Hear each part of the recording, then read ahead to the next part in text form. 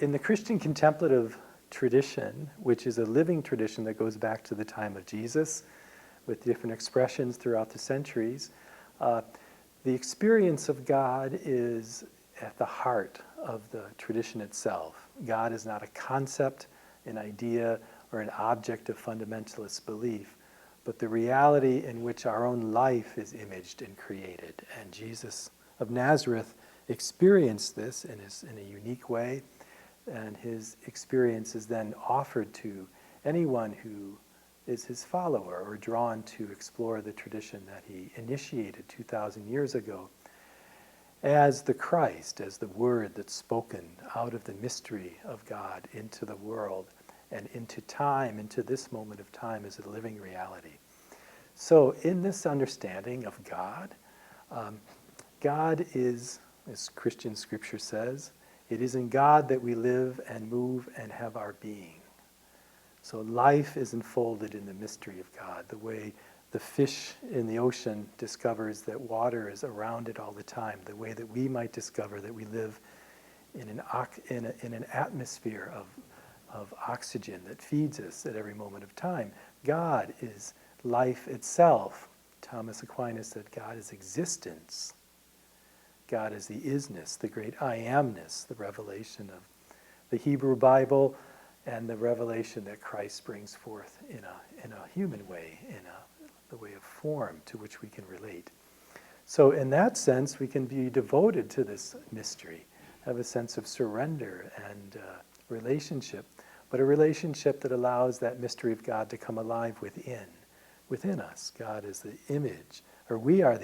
created in the image and likeness of God's life within us. The indwelling presence of God is the reality that constitutes our basic nature. So the obstacle to experiencing and relating to God in this way is the human condition, or at least the part of the human condition that's limited and conditioned by thoughts and experiences and emotions. So practice is necessary, some kind of contemplative meditative practice, which exists in Christianity ever since the time of the early Desert Fathers and the Desert Mothers in the 3rd and 4th century, and has been woven throughout Christian history, sometimes intertwined with monastic life, but in the recent few generations, Christian meditation has been brought out of the monasteries into the world where it's accessible. So on retreat, it's a good time to learn and practice meditation in the Christian understanding so that we can disidentify with the thoughts and emotions and open up to God's presence within, the presence in whom life is enfolded, a presence of love, not as an emotion, but as a reality, as the nature of existence itself.